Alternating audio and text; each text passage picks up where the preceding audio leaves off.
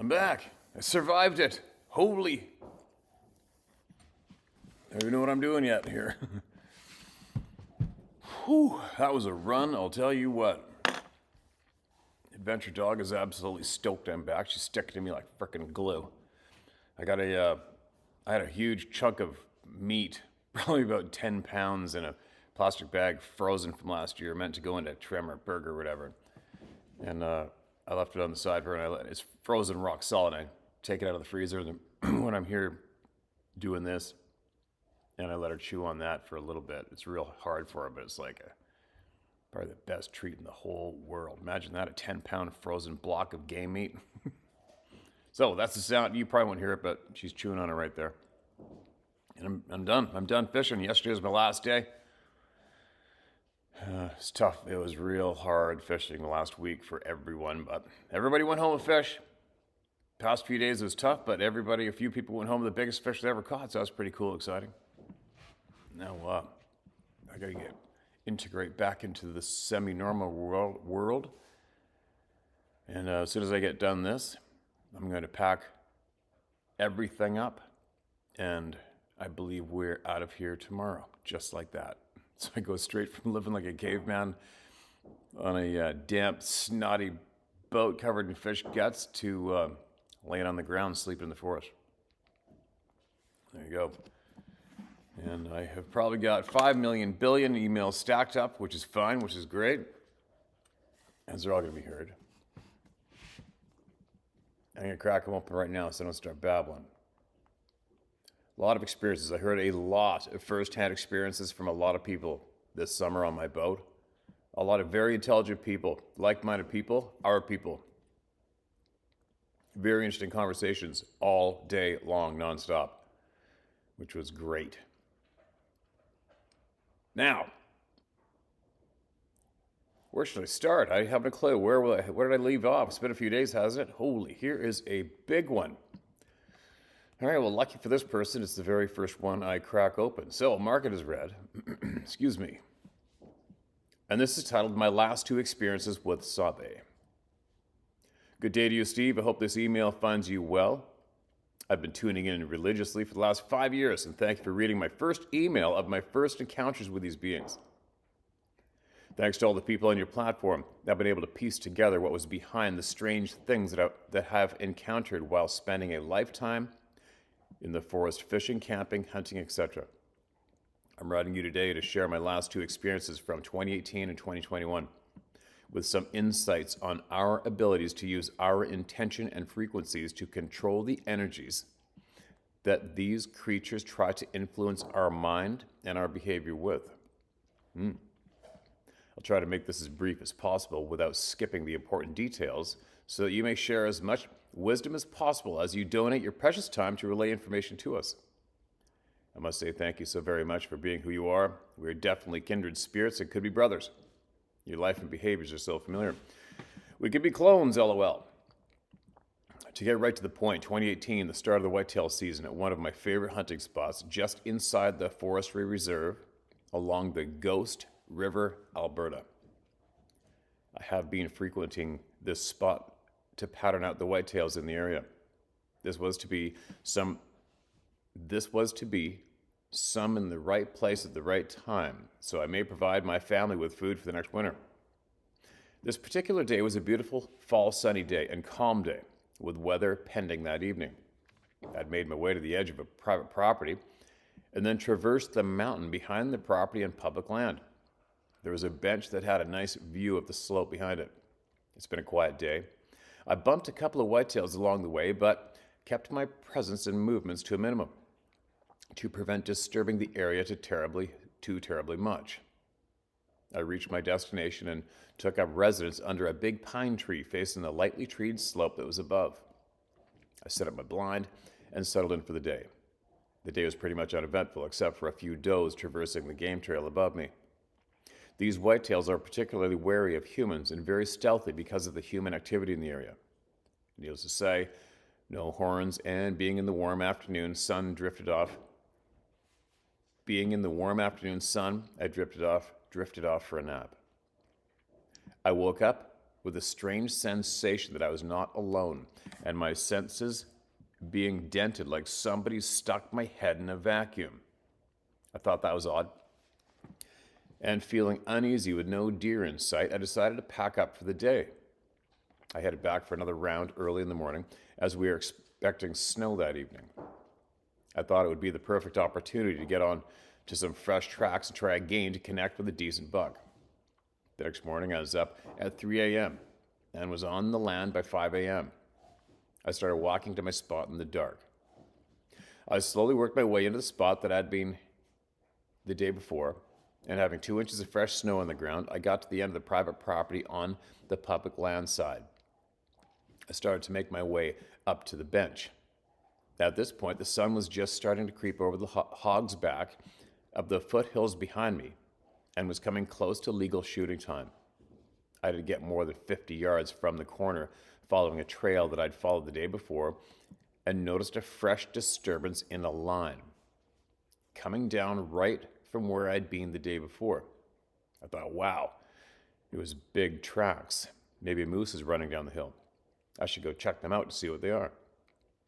I made my way over to them, and all the hairs stood up on my body as I realized what I was looking at. At a 6 to 8 foot stride coming down the trail was, in my estimation, 16 to 18 inch barefoot human-like tracks. It took me about 5 minutes of studying them, and due to the shock of what I was looking at, I realized, oh my God, I just took a nap up there yesterday afternoon. A plethora of emotions and thoughts went through my mind in seconds, a few of which was how could I let my guard down to be so comfortable as to take a nap when something like this was in my vicinity. I tried stomping and jumping up and down to make a similar imprint with my boot.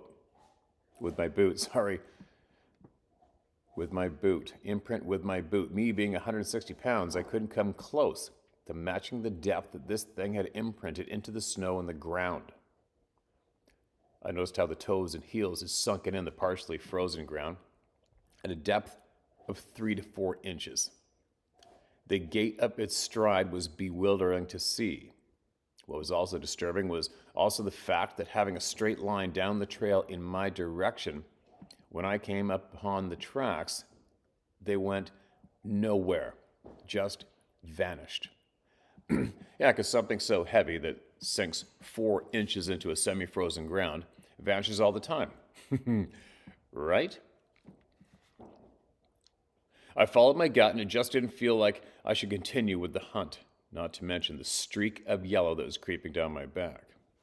Unfortunately, in fear and the overwhelming sense that today was not a good day to be there, not to mention if this thing was in the area, what are the chances that I'd be wasting my time looking for deer? I decided to abandon that hunt and get the hell out of there. I believe on the previous email I'd sent to you, I mentioned I'd witnessed a good friend of mine first sighting of a white sabe viewing us and posing as a snow-covered root ball about 75 yards from our position in my truck having lunch. That was just about 10 kilometers upstream on the Ghost River. You're right. If you take eyes off, they disappear. When you're studying a snow-covered, what you're thinking is a root ball with 2 black eyes, a black nose, and straight mouth, and turn to get your binoculars to get a better view of what is in your plain sight in front of you, root balls covered in snow don't just move or disappear. Needless to say, I haven't been back to that spot since. Thanks to your platform, I've been educated enough that I believe that I can go into the area again safely. The next part of this encounter story happened at the campground on Beaver Mines Lake, west of Pincher Creek.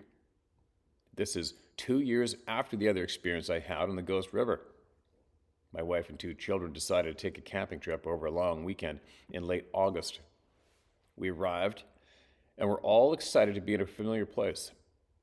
I've been taking the kids there every chance that I got to enjoy the experiences of nature and fishing, as I had since I was 12 years old with my grandfather. This weekend was just a weird weekend all the way around, social distancing, and not too many people in the campground. The children were excited to be out camping, and the kids being a little older now, I actually had help setting up camp and getting things squared away. It was definitely nice to have help so that we may relax and enjoy each other's company, as we do on these special family times we have together. I love belly boating and did not have a boat to take the family out in. I spent short times in the lake, and bringing home the occasional fish to share with the family, we took nature walks along the lake, on the well-beaten paths, and went up to Table Mountain to view the salt licks that a lot of bighorn sheep come down to in the morning. That's when things went sideways for the weekend. Again, as we reached some viewing landmark spots to look across the drainage at the holes that had been made by the sheep looking for salt and minerals, the whole atmosphere went into a vacuum. No sound, no birds, and a very disturbing feeling came across the area. We all felt feelings of being watched. Everybody was confused about what that feeling was and tried to shrug it off, as there are many people that like to hike the same trail. Needless to say, we didn't feel right about being there and decided that we should go back to camp. We made our way down the trail. The bush is quite thick on the top uphill side as we made our way down the trail. My head was on a swivel. Has the feelings of being watched,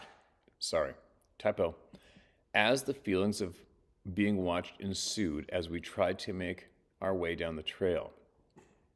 I was feeling particularly vulnerable due to my wife, for many years now, has a continuing degradation of her ability to walk due to brain tumors. Oh, that sucks. She had been diagnosed a month after we were married.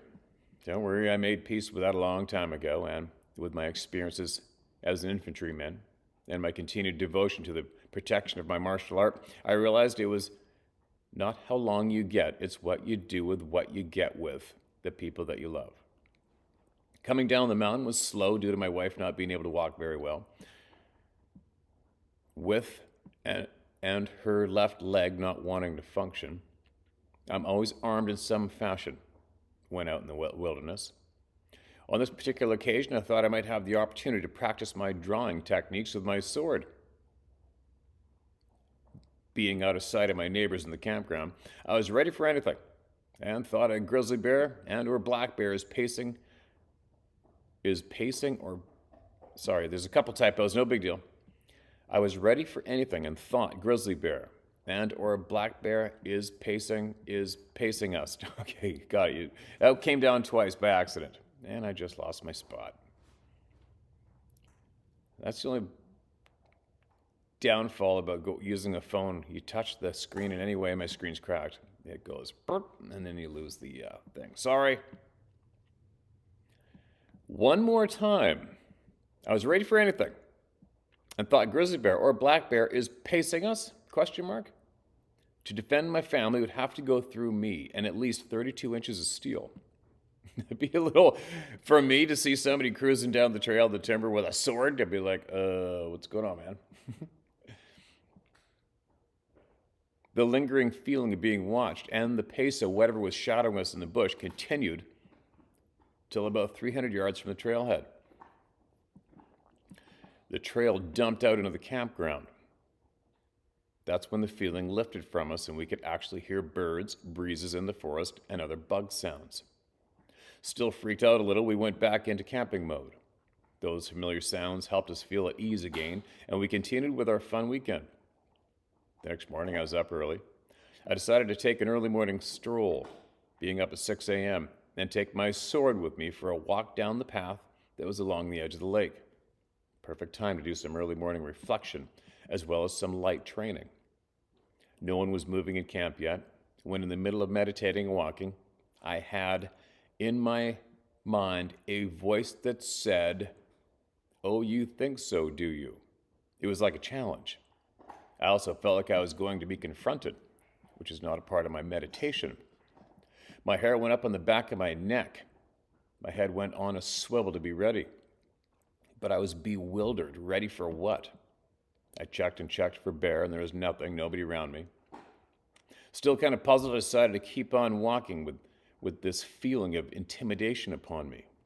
And this is when things went crazy again. This intimidation feeling was so overwhelming, being forced upon my brain. It literally made me start to black out. It was like somebody had pulled a garbage bag over my head and was erasing my consciousness. I've been in this situation once before, and as a part of our training in martial arts. In that moment, the recollection of how my teacher in Japan used to be able to overwhelm birds with his presence and make birds pass out. Never heard of something like that before. And fall out of the tree they're sitting in came back to me. What? As I'm blacking out and going to hit the ground due to losing consciousness, I thought, wait, I am ready. To the very last second, as the attack comes with all of my soul and intention, I drew my sword and did 180 to cut with a rising cut strike. This cut through whatever it was, intention, presence, I don't know. But it completely dispersed that force that was upon me. The area resumed to be back to normal and I regained my senses. Well, this is sounding pretty frickin' bizarre. The day progressed normally at camp. Normal camp life activities were done. I spent a couple hours on the lake in the afternoon. The family had enjoyed an evening of sitting around the campfire, which was topped off with a round of roasting marshmallows. My wife and my son retired to bed. My daughter and I watched the last of the embers of our fire. At this point, the presence of something watching us, and a presence came over us again. 90% of the campground had turned in and were sleeping. I decided in my mind that this moment with my daughter, I was not, going to be disturbed. And put it out there, quote, knock it off, end quote. And as I said that in my mind, my daughter and I heard weird noises coming from outside the camping ground, up the mountain, maybe 400 to 500 yards away. There was two. Something's up there that seemed to be whooping at each other and taking turns. They seemed to be moving closer together, and being a dead still night, we could hear them plain as day. As we got closer together, and my daughter and I were wondering if somebody from camp possibly doing a night explore in the woods, I decided, unfortunately, to do a stupid thing. I whooped back at them. I shouldn't have done that. For what happened next was sounds from the two of them, like as if you were in Africa listening to primates doing all kinds of whoops and hollers back and forth to each other. My daughter's eyes grew very wide with alarm, both of us knowing that these sounds don't exist on this continent.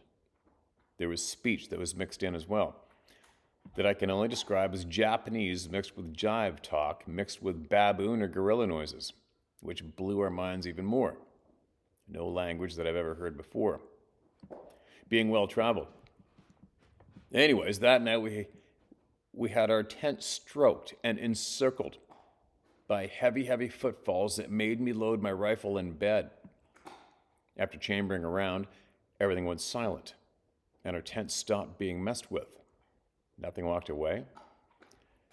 I sat awake and ready like the old days on fire picket, doing night sentry. All the activities stopped. We packed up the next morning, headed home, having had more than enough of that excitement. My wife and children have not returned with me or have gone camping with me since that incident. I've been listening to your channel and learning more and more. I've taken it upon myself to educate my family. Hopefully this serves them well in the future. Good move. I'm super stoked to hear that statement. Our minds, our intention, and our connection with God is truly a force to be reckoned with. Through physical training and the tuning of your mind to your gut feeling, we can interact with each other like a two-way radio with God or anything else. We just have to learn how to listen back. We can use this as a weapon of defense. You just have to become more focused than you've ever been with your intention and bring yourself to a one-mindedness that is present in the moment. Bring all your energies and intention to bear in one place. Like for me, on the edge of my blade, it can be very useful. Warning, you better be able to back it up. And the warning, sorry, it's typed a couple times. It's weird how these typos have been thrown down here. Warning, you better be able to back it up in the physical. I think people only come to this knowledge in great times of distress. For developing these skills and this knowledge, I think it would be the best to have the responsibility be absolutely adhered to, like the right to bear arms and the laws that govern their use. Remember, God and Christ are watching. Know that.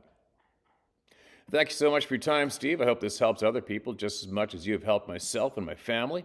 Peace to you and yours. God bless all. Sincerely, Axel.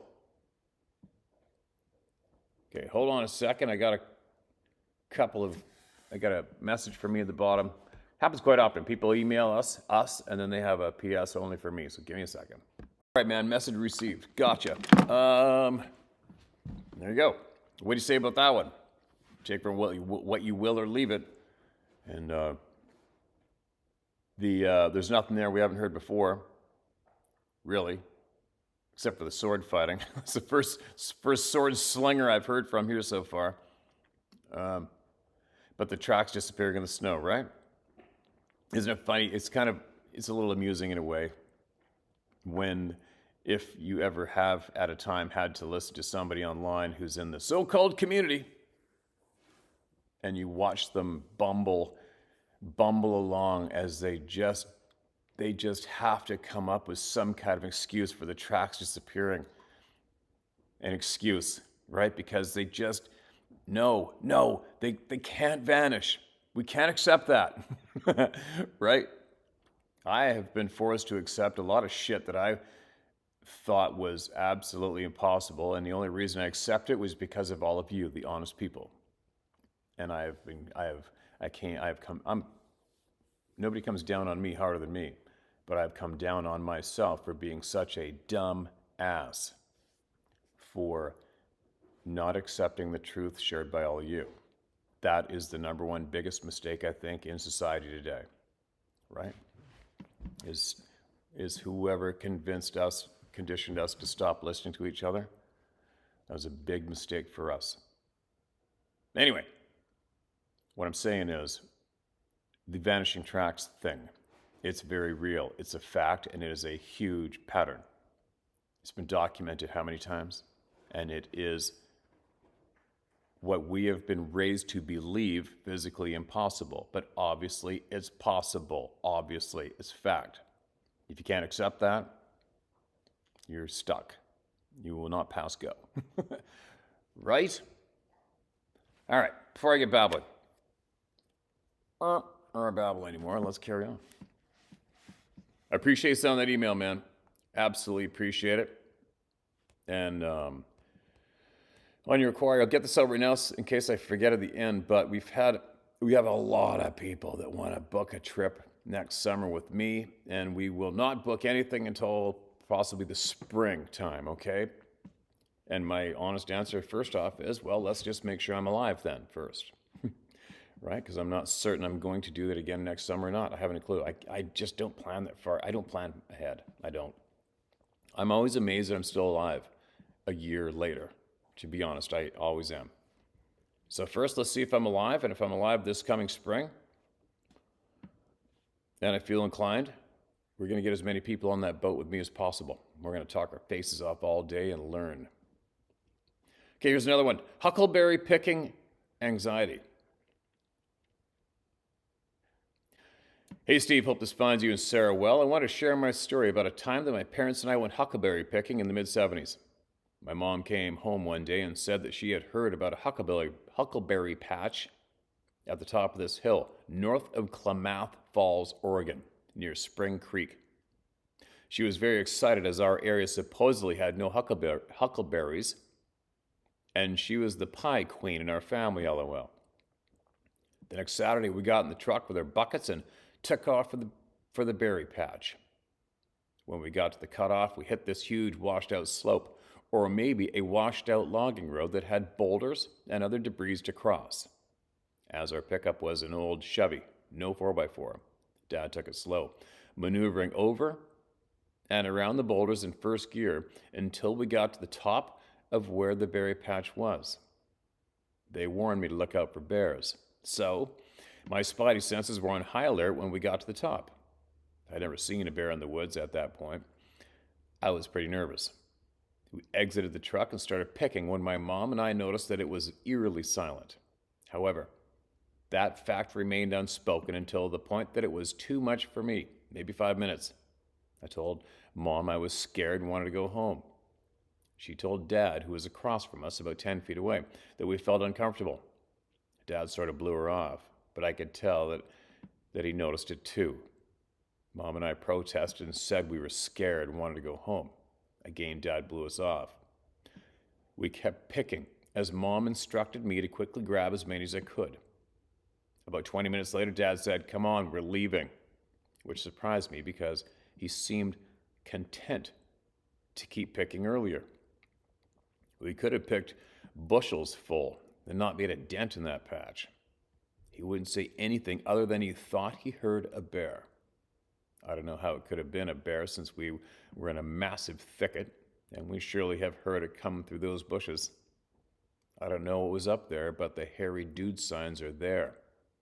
This happened approximately 2 to 3 years before my dad's, bracket, and several snowmobiling buddies, bracket, red orb encounter at Medicine Lake, California, which I sent to you several months ago. I wonder if the Huckleberry experience is what precipitated his sighting at Medicine Lake, California, which happened after my mom died from a fast-growing cancer the winter after the Huckleberry incident. Thinking about Melba's claim that they cause radiation burns, maybe they cause Mom to get cancer too. Who knows? I don't know, but today's story that you posted about berry picking sparked my memory. I never forgot about that experience like I did with the encounter on my snowmobile 3 months after my mom died. I was the young girl that was chased on my snowmobile by a white blur on Clover Creek Road near Keno, Oregon. So odd how the mind works. Anyway, thanks for all you and Sarah do for the Howdon family and your community.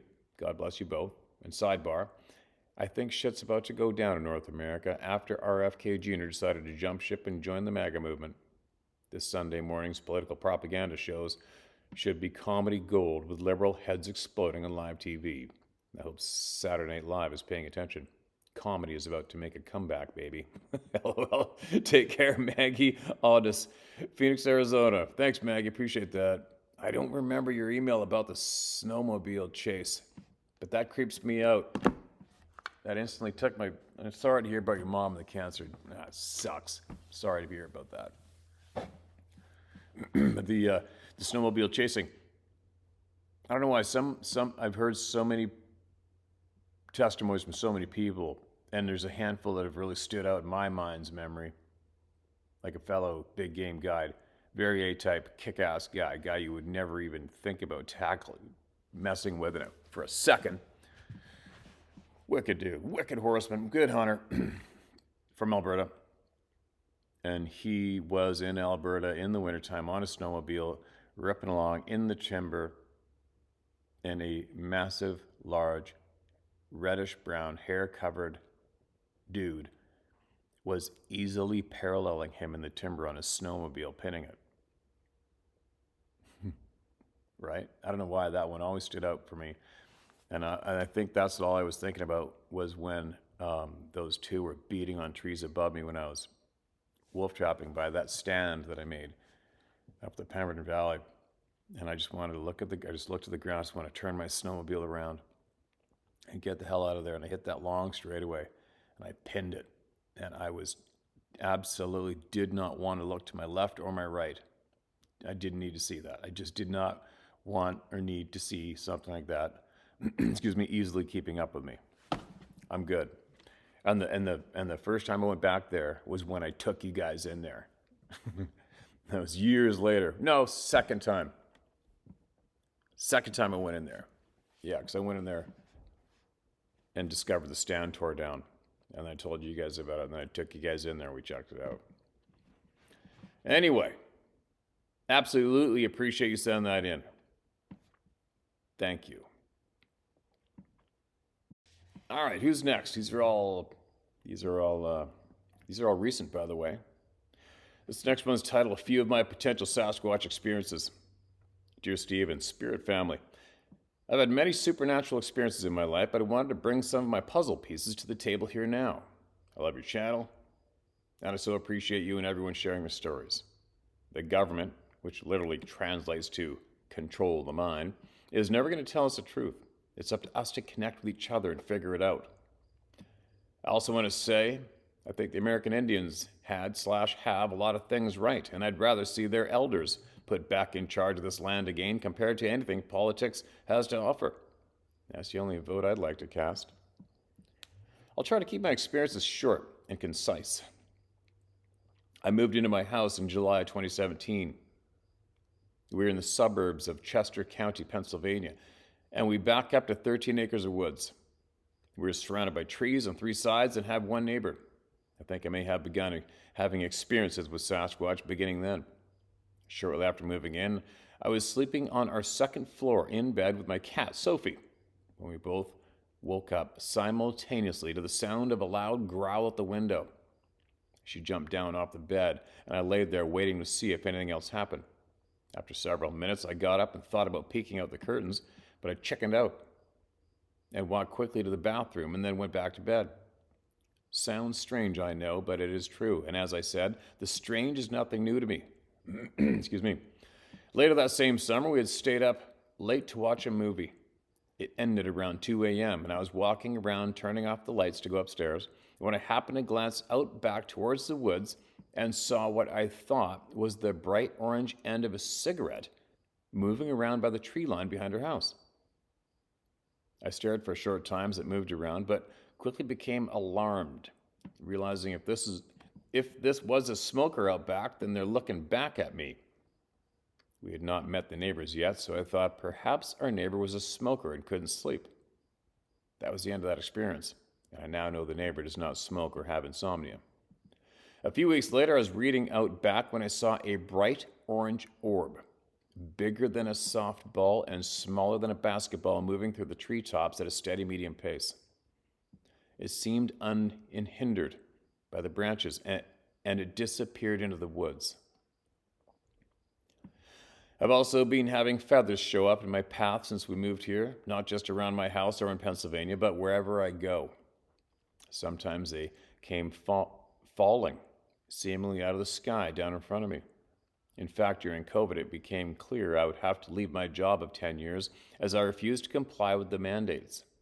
I was angry and sad walking outside my house thinking about this, and a small white feather came falling down right in front of me. It brought tears to my eyes and made me feel everything would be all right. I've had some big ones with beautiful patterns show up when I was just thinking about how wonderful this world could be and how I want to use my life to help make it better. I've had an interest in all things paranormal, but I also took interest in the Sasquatch, and had heard at some point they may possibly be able to affect the weather. I haven't heard that. The day of my wedding, it was supposed to rain, so the ceremony and reception to be inside, but I really wanted the happy hour to be outside as I chose the location for scenery. I said a prayer to God, but for some reason in the back of my mind, I also had them in my mind. I said I knew the plants needed a drink, but could I please just have nice weather for happy hour outside, and would be very grateful. My wedding coordinator reluctantly agreed, and when I made my seemingly crazy request to have happy hour outside as the clouds were rolling in, well, I got my happy hour. Exactly 1 hour. Then the rain went wild. My wedding coordinator showed me the radar the next day, which she had taken a picture of and posted on social media because she said it gave her goosebumps. The rain was everywhere around us except the venue. I'll include the picture of the radar in this email. There was also a strange anomaly during the wedding ceremony that a friend captured in a picture and showed it to me later. It looks like a goblin-looking face in a green light.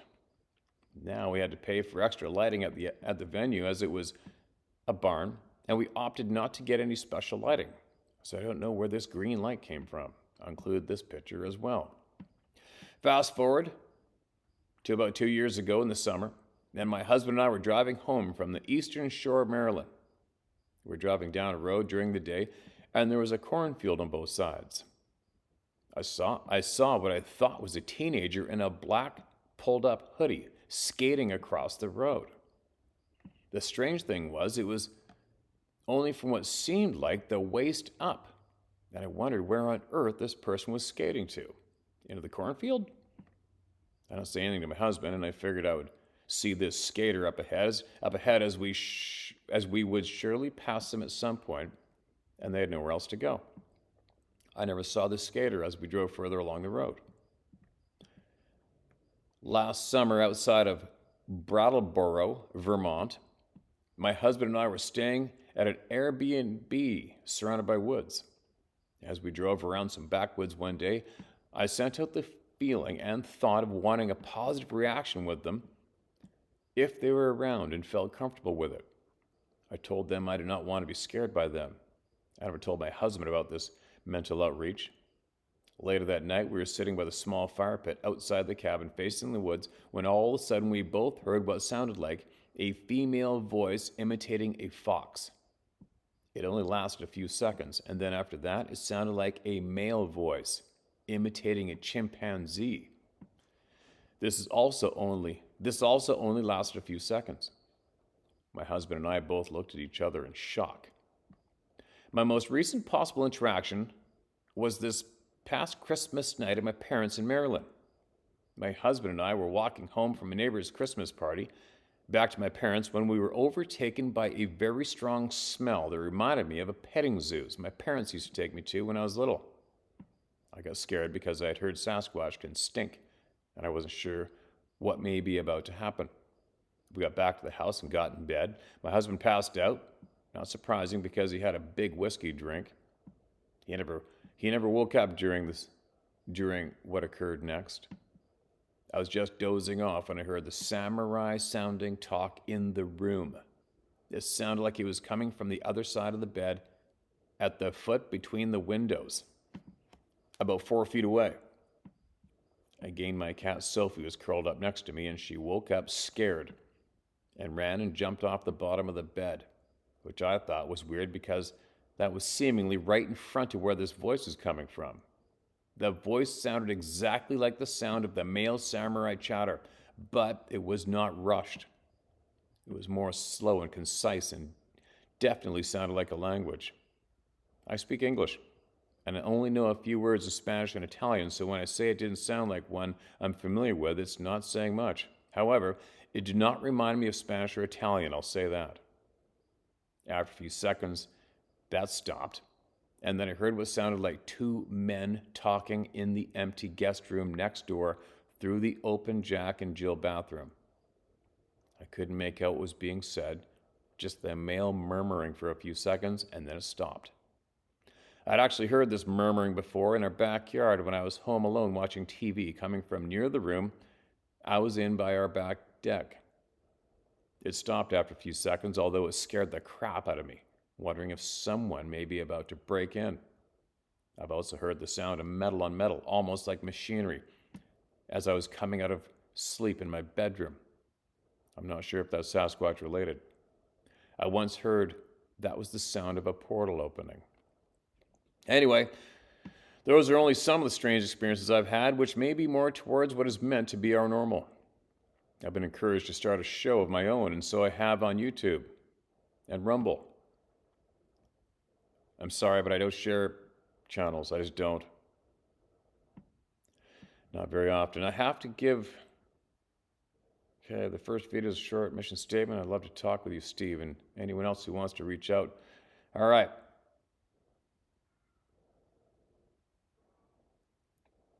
Okay, I got you. Jennifer, I appreciate your email in.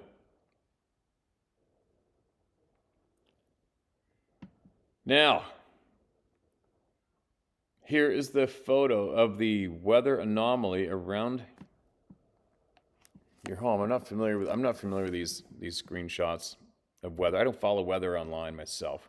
I guess maybe I should. I don't know, but I don't. But there's the one photo she shared. And where to go? Second one here. Oh, there's the green light in the wedding. Let's zoom in on that. What's this reflection going on here? Hold on a minute. Is that working? Guess sucks. Hold on. Let me zoom in on this. That's absolutely bizarre. In the rafters. Oh, let me square that up. Oh, the reflections suck. There we go. Boom. How bizarre is that? In the rafters in a barn at a wedding. What the hell? Weird, huh? Very weird. Anyways, I appreciate your email, and don't be offended if I'm not sharing your channel. All right. I've shared my straight up reasons why just a few videos back. It's just having strangers contacting me and as well wanting me to push them towards their channel. And it's got nothing to do with you personally at all. It's just what I've experienced in the past of people climbing all over me to use me to promote their shit. And they want to be watched. I just have a creepy thing about that. But I'm not saying that's you at all. I'm just saying, so as a rule for me, unless I feel my gut says, holy shit, I got to share this. That's the decision maker for me is my gut on everything. And if my gut says you gotta get this shared with the people, I do it. And but I just have a red flag when people want to be watched. People want me to build up their channel for them. That's a red flag. I don't do it. So I just don't do it across the board. Now, let's go. I'm going to read one more and then I get moving, all right? I'm going to take the Miss Sarah out for a brunch. Then we're going to pack up and get ready to get out of here. I can't wait to take you guys with me. I've got a new plan on how to take you guys remote with me and possibly stream live to you from the middle of freaking nowhere. The most intense fear I've ever felt is the next email title. Hey Steve, thank you for taking the time to read this and to all the other encounters sent in to you. My name is Isaac. I'm from the Appalachian Mountains in northern Georgia, and I've had a lifelong string of strange things happen to me. Unfortunately, it seems the people I get closest to get pulled into the weirdness too. This would be my closest friend, as well as my wife. Some of these events include whoops/yells at my brother and I as something followed us in the woods. A huge log being thrown at the house, and just feeling them watching through the windows at night, even tapping on the glass sometimes. I can always feel when these beings are around. I can feel pressure as they get closer, though I can't see them. And when the pressure builds enough, it's like it becomes a tingling feeling and a buzzing sensation in my head. The main event I want to talk about was the most intense fear we've ever felt. There's an old logging road on my parents' property that my friend and I used to drive up at night and sit and chat. One night, we brought another friend he worked with. She was sitting in the back seat, my friend in the passenger, and I was driving. About halfway up this road, I get hit with this fear that I couldn't pinpoint coming from passenger side of the car. I know my friend felt it too because I could see him get tense and quietly lock the door. As we proceeded, the direction of the fear stayed fixed from a point in the woods, and you could feel it as you took the turns of the road. The further we went, the more intense it became. As we rounded the last turn before the road's dead end, the fear became so intense that I had to stop. Typo. Wrote because instead of became. The fear became so intense that I had to stop the car. It was like I couldn't make myself drive any further. It was so intense that I thought if I drive any further, we were absolutely going to die. I made a comment about how the road was too washed out to continue, to which my friend quickly agreed. We quickly turned around and left. After we dropped his friend off at her car,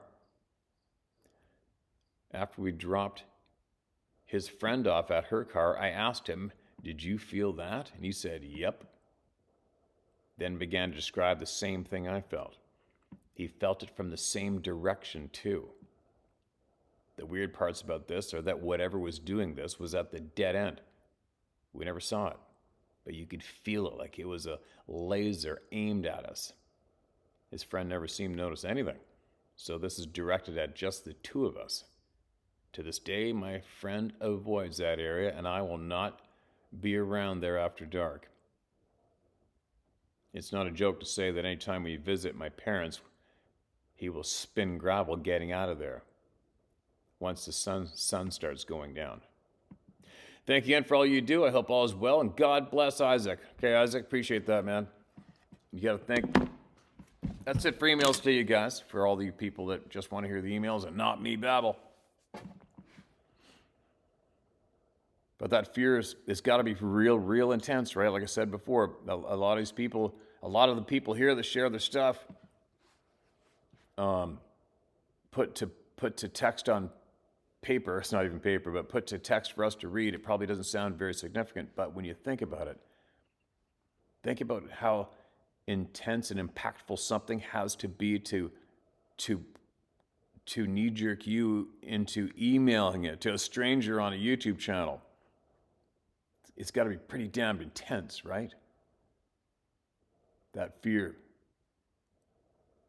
I haven't had that fear projected on me directly. I was shitting myself last year alone up north when I heard that tremendous, crazy sound, which I can't even describe. And then it was coming closer. And it was so loud and so intense, it had me literally breathing like it was just freaking me out, and I had to get the hell out of there. But I haven't ever experienced, like, say, we're up and down the trail on my quad or my horse or the highway or even hiking, and I haven't had intense fear projected to me from right there. I haven't ever experienced anything like that yet, I don't think. Even when I've seen these beings, I haven't had fear projected directly to me. Like, I haven't had what is described here. I've had fear, obviously, but I haven't had I have not experienced intentional fear imposed on me as a thing, as a weapon, as a skill. You know what I mean? Do I want to? No. I wonder how I would react to that, because I get angry at myself for fearing anything in the past, especially when I'm heavily armed. Right? I mean, when I'm up north, I pack a cannon with me that can knock over a moose at 300-400 yards away. You know. Anyway, babbling away. The puzzle pieces are coming in rapidly to me for my puzzle. I definitely have gone my direction as I gain my knowledge has definitely changed directions a few times over the years, directly because of all of you. People have contacted me here. And I'm learning a lot. Side note, another personal experience yesterday. Sarah drove my pickup out to get me yesterday at around 3 o'clock or something. And this is what she said to me. So picture this, all of you people who know how much noise wild game makes in the forest, okay? Now listen to this one. And only Sarah, right? And she's so innocent. And she doesn't have time for this topic, unless it's thrown in her face. She's driving out to pick me up, and she was around roughly 3/4 of the way there on the Bamfield Road, and she said she heard what she thought was, there sounded like that elk was just going to crash through the forest, like right at the truck. I'm like, what? She goes, and even Ruby was looking over. I'm like, what do you mean? An elk? You saw an elk? Well, no, I didn't see it, but I just thought it sounded like I thought an elk was like going to crash. It was just like crashing, super loud, branches and breaking. And I'm like, what are you talking about? So what you're saying is, you're driving my truck, a loud diesel, down the road, probably doing 60 kilometers, and you think you heard an elk absolutely smashing through the forest about to hit the truck, but you didn't see an elk, right? She's like, well, I don't know. I don't know what else would make that sound. I do. The question is why, for me. Think about it, you guys. You're in a loud diesel, 4x4, ripping down a bush road, doing 60 with that wind in the window, and it sounds like something is crashing out of the forest about to smash into the truck. What? Said nobody ever. You know what I mean? I wonder why, because another time she's driving out, and I remember it was wintertime, and stuck in slow traffic. There was work up ahead of some bridge, and she heard screaming through her window coming from the high side of the logging road in the forest. Anyway, there you go. Happened yesterday. There's always something happening around here, right? I don't know. I just hope everything goes smooth for her up north with me. But I can't help. I just got this funny feeling something's gonna happen. If something always happens, I just hope it's not too bad, right? It is what it is. I'm going there. I'm not gonna stop going there. No matter what goes down, I'm still going in those woods. I'm going wherever I want to go. We're gonna go elk hunting. We're gonna have a good time. We're gonna get our healthy food for our freezer. Enjoy ourselves. We're gonna come home. After she's gonna fly home, and I'm gonna stay up there solo. We'll see what happens when I'm by myself. If somebody wants to hash some shit out, we'll hash it out. I'm ready.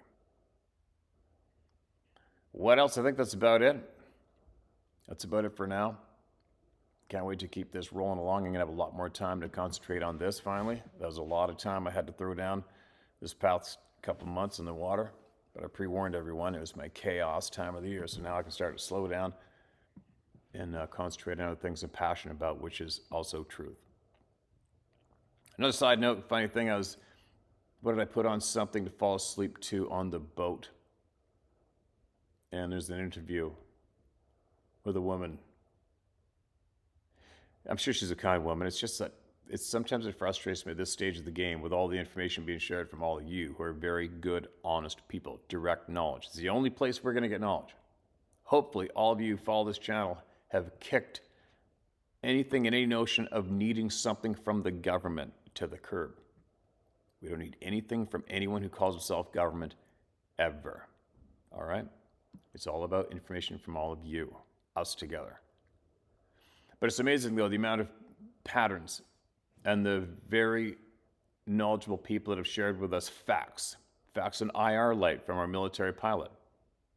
Basically told us directly and easily how the IR light how the reaction of that hairy being down there, he felt it was almost like they're injuring it, burning its eyeballs from their intense IR beam, which we don't see, which every trail camera in the world emits a steady beam for the trigger, meaning directly letting us know that trail cameras basically look like a laser show in the forest as long as it's dark to the eyeballs of these people.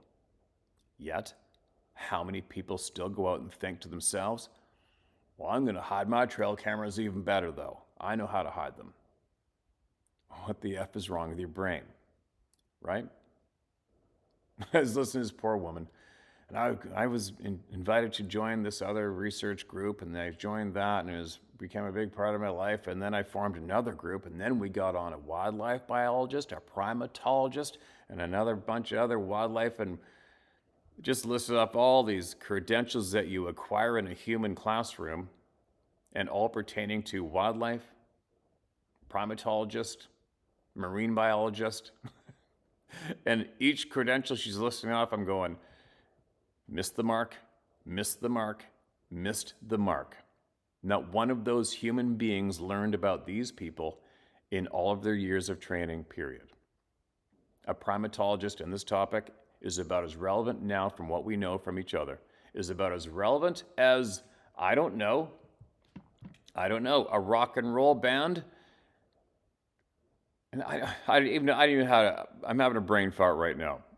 It's just so irrelevant. It's like, remember when Joe Rogan had on his dork that called himself a celebrity wildlife biologist.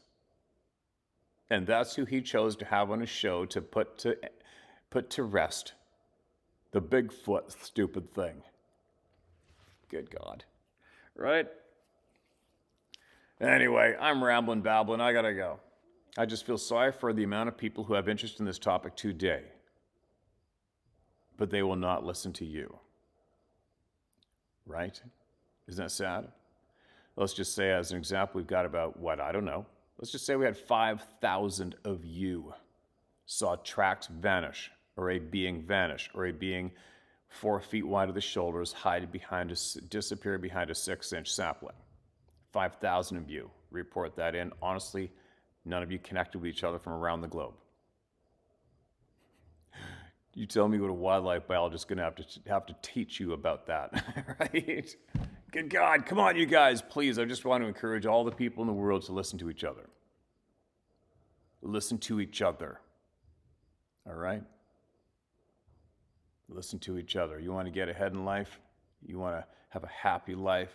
More of a chance of having a happy, prosperous life? You listen to each other and you be honest. You never lie. Anyway, I got to go. I'm rambling, babbling, my first time behind the microphone for a bit. I don't know where I'm going to talk to you guys from next. Who knows? Might be here in the morning. Probably not. Or maybe it's going to be in the woods. But anyway, have a great weekend coming up. Do what you love to do no matter what. And I'll try not to babble this much next time. All right? Later.